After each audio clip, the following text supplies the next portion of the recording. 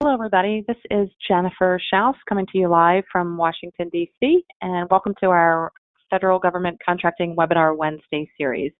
We host webinars every Wednesday throughout the calendar year at 12 o'clock and 12:30, covering a variety of government contracting topics.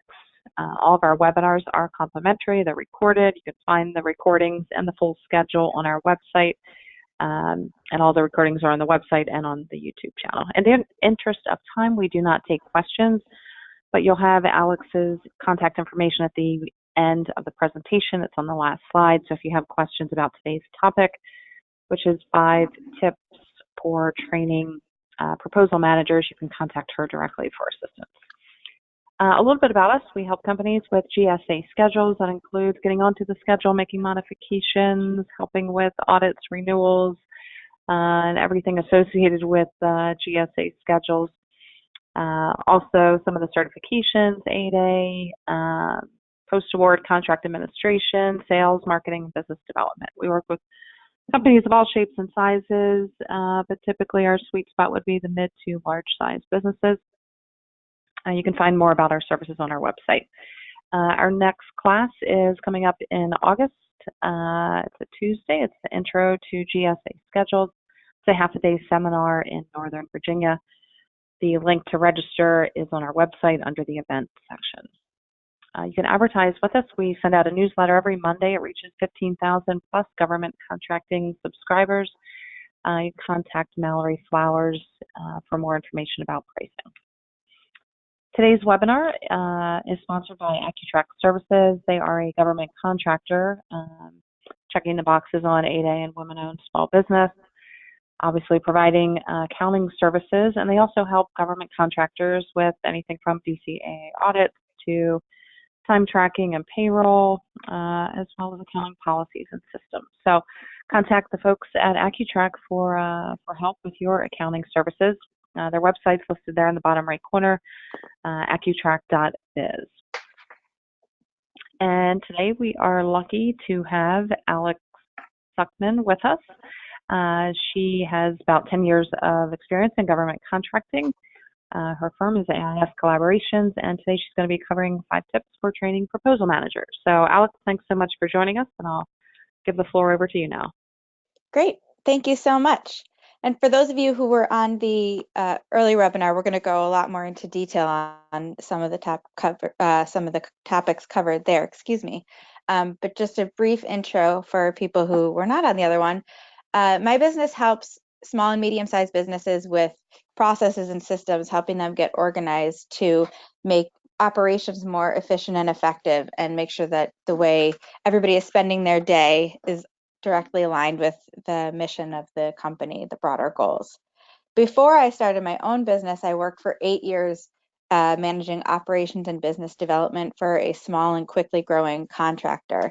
And one of the big things that I did in that role was scale up the entire proposal development infrastructure. The company went from submitting maybe 15 to 20 proposals a year to well over 100. And in order to do that, not only did the company need a lot more people, a lot more hands involved, but also a lot of resources and training and templates and tools and a whole lot, especially once the company aged out from 8A and had to go after even more proposals. So the information in these webinars is based on my experience scaling up the proposal development infrastructure at that company. I'm sharing some of my lessons learned and considerations.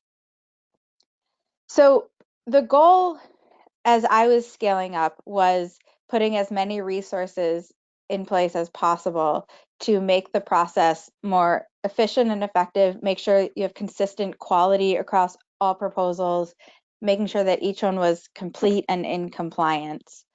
I think of proposals as the perfect storm for stress and chaos for a number of reasons. And one of the most valuable assets you can have to navigate the stress and chaos is a proposal manager.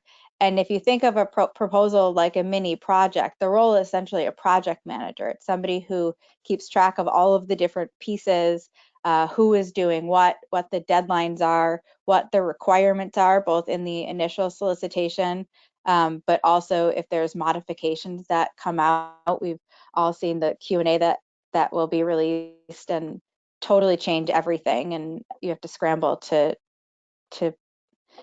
change what you're proposing. This is also somebody who can answer questions both about that particular solicitation and also the proposal process and what's required. This person is going to manage communications across the team, make sure everybody gets all of the important information that they need to do their pieces, managing the deadline and nudging people to get their pieces done. It's a really, really critical role, and having one point person on every proposal really cuts down on some of the potential chaos. One of the things I'm going to talk about a little bit more is thinking about what you want that role to look like and what some of the opportunities to expand the role of the proposal manager are. But the basics are holding it all together, acting like the project manager, and making sure that your company's approach to writing proposals, both in terms of content and style and also in process, is followed. So in these next slides, I'm going to share my 5 tips for coming up with the ideal proposal manager role and how to train someone in your expectations. These are going to be the critical questions you need to ask yourself and answer to find that role and prepare the right people. Next slide. The first big question is, what do you want your proposal manager to do? I just mentioned some of the most basic roles, which are coordinating and managing all of the moving parts, but the role of the proposal manager is going to vary depending on this is how many people you have dedicated to business development and proposal writing, the complexity of the proposals. If it's an RFI or sources sought, you might not need that many people working on it. If it's a huge IDIQ or something very large, multi-years, you're going to need a lot of people, possibly a lot of subcontractors and consultants, and there could be more sophisticated role for the proposal manager. Some of the other roles they might take on are, maybe the proposal manager is writing certain sections. Maybe they need to have the technical expertise to write some of the win themes or strategy, or help advise the technical proposal team on scope and methodology. They could be pulling stock language, pulling resumes and boilerplate and pasting in, compiling all the different sections into one document. So maybe they might need to have some formatting experience or understanding how to use templates and different layout tools. You might want to have them do basic compliance reviews. So they would need to understand how to read the requirements of the RFP and basic FAR requirements and make sure that everything fits. So reading the language as it's submitted to make sure that all of the boxes are being checked. Maybe they would do some content review to make sure that there's consistent voice across the whole proposal, regardless of how many authors were working on it. So think about what you want your proposal managers to do, and clearly define it so that they know what's expected of them, and you know what they're capable of doing, making sure that they're trained and prepared. Next slide. Once you have a clear sense of what the role looks like and what you expect, it's then thinking about what information do they need to have to really excel in that position. For those of us who have been in the government procurement world for a long time, we understand all of the different jargon and concepts and different types of contract vehicles and designations, and it becomes sort of second nature. But for people who haven't been in the world a long time, there are a lot of complex ideas to understand, and you want to make sure that they have the right level of understanding for the level that they're engaging with proposals. If you're hiring someone from outside who has existing expertise, they might not need this type of training. But if you're someone like me that was sort of promoted up and came into the world of proposals from a totally different background, it took a lot to understand this world at the right level, and going to certain courses on how to understand basic procurement concepts and basic pricing strategies, things like that was really critical. So think about what you want your proposal managers to do and what information they need to have. On the slide, I just list a couple of the basic information that might be helpful. But things like, how is the proposal process different if you're responding to an opportunity that comes out under a GSA schedule versus something that's posted on FedBizOps versus a task order under an IDIQ? The process is different, and you want to make sure the manager is prepared to lead the team in the right direction. Next slide. The third tip is understanding your company's specific process and practices for developing proposals, especially if you're hiring someone who has experience managing proposals at another company.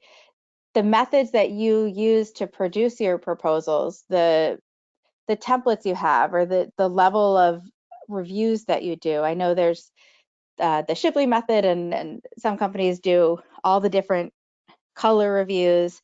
Some companies come up with their own process. You want to make sure you have a very, very clear sense of what all of the steps are in how you develop your proposals, what the timelines are, what types of calendar you use to schedule the proposal development process.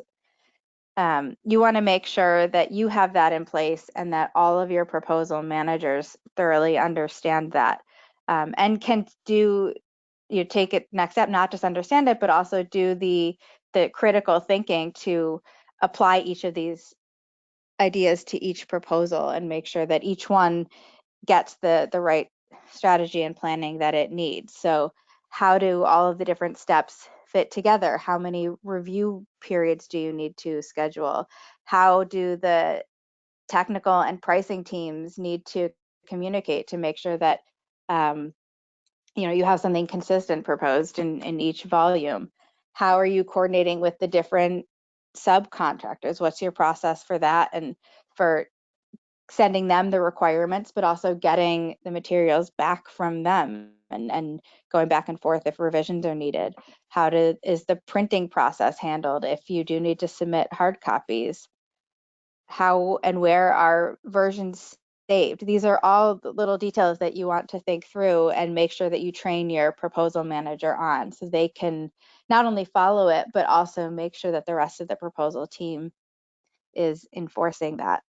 The next 3 slides here show some examples of tools that you can develop that articulate your approach. So this one here is a checklist of the proposal steps. So making sure that all the requirements are documented, and this client of mine used Dropbox for their proposal folder. So making sure the Dropbox proposal was set up, or the folder for that particular proposal was set up. So laying out your particular steps. The next slide is, these are examples of the rules for a file naming and saving convention, to make sure that everybody could easily identify which document in a folder was what, so there weren't version control issues. And you didn't have to open a million different files to find the one that you were looking for. So creating rules on how you want the proposal team to save things, and making sure the proposal manager, again, can not only understand, but also enforce these rules. Next slide. And here's an example of a hypothetical proposal development schedule if you have a 3-week turnaround. So this has all of the different key steps to be followed within a particular time period. So the proposal manager can see what needs to be done and make sure they're coordinating with the right people at the right time. So tools like this can be really helpful to have for training new proposal managers, but if you have people on your team who have been managing a lot of proposals and have this expertise, they are great people to help develop these to use in the future, to get some consistency and standardization across your proposals. Next slide. The fourth tip is making sure your proposal managers have the capacity to work on the proposals. This is a really big one, especially in smaller companies that don't have large teams dedicated to business development and proposals. A lot of times the people who work on proposals also are working on other things. And when a proposal comes up, they require a huge amount of time. They often take resources away from other work that's going on. So you need to make sure that you have people that can essentially drop everything and give as much of their time to proposal development as needed. And especially for the proposal managers, because maybe they're writing sections or pulling materials together, but they're also doing all of the coordination between the different parties. And that takes a lot of time and a lot of attention to detail. And if they're trying to fit that in on top of their regular workload, you open yourself up to errors, to quality issues, to big things falling through the cracks. So it's important to think about the proposal manager's overall role in your company, not just as proposal manager, if they do have other responsibilities, and think about how will they handle it when a proposal comes up that's time sensitive. How will their other work be done? What redundancies do you have built in so that if a proposal manager is out sick or has a vacation scheduled that they can't change when a proposal comes out or leave your business, they're not leaving you high and dry. You have people who can step in and take over or pitch in as needed. So this is a really important thing to think about, because you don't often know that there might be a workload capacity issue until you're in a crunch period, and then it just adds stress. So thinking ahead about how you want your proposal managers to prioritize their workload in advance and making that clear is really helpful. Next slide.